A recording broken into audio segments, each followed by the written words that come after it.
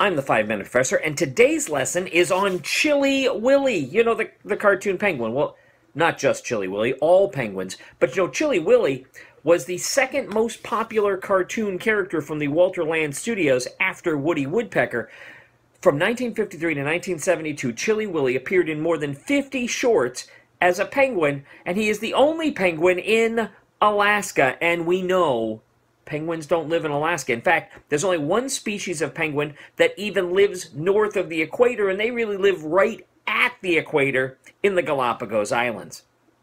They live, by far and large, within shooting distance of Antarctica. They are flightless birds. They are amazing swimmers, but they are awkward on land, and there is some irony in describing them as awkward because the penguin is actually named because it resembles a northern hemisphere flightless bird called an auk.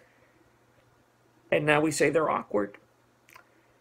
But the great auk, which is named in the binomial system Penguinus impennis, when explorers encountered these smaller but distinctly different birds, they assumed that they must be related because they were black and white and stood on land and couldn't fly. But auks fish more like ducks. They kind of sit on the surface and then dive for the food, and they've been extinct since 1852, so you haven't actually ever seen one.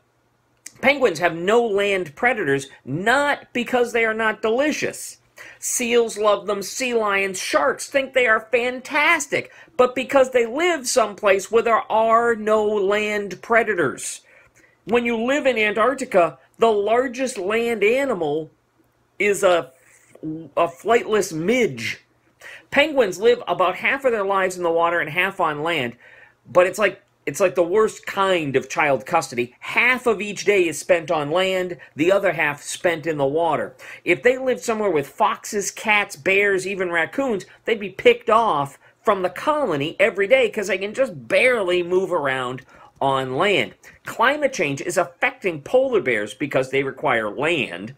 And where they live, the land, where polar bears live, the land is mainly ice. Penguins might be affected by retreating ice because it might bring predators to the more southern regions. But penguins are more insulated where they live. Penguins can be found in the southernmost Africa, Australia, Tasmania, New Zealand, as well as big chunks of South America. Now, the largest of the extant penguin species is the emperor species. It's a little over 40 inches tall, weighs 75 pounds, which is dense for a bird. They really can't fly because they weigh so much. A California condor, which has a wingspan of nearly 10 feet, weighs 26 pounds. Bones have been found for extinct species of penguins that are as large as a man. Emperor penguins live on Antarctica along with half a dozen other species. The second largest penguin is the king penguin, and they live just above the Antarctic Circle. They're about half the size of an emperor penguin. The smallest penguins are the little blue penguins. They're about 16 inches tall. They weigh about 2 pounds. I've already mentioned the Galapagos penguins, but they are the third smallest species of penguins. They weigh around 5 pounds. They live on the Galapagos and straddle the equator.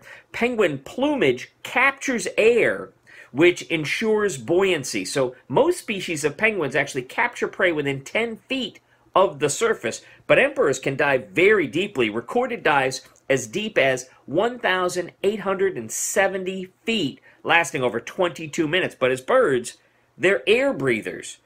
But here's something else different about a penguin. They can drink salt water. Perceptum, quispium, damnitium. Learn something, damn it. I'm the 5-Minute Professor, and thank you very much for listening to today's lesson. If you have any comments at all, please put them in the comments section down below. And of course, like it and subscribe to the channel. But most important, if you liked it, if you commented, and if you subscribed, tell your friends. Perceptum, quispium, damnitium. Learn something, damn it.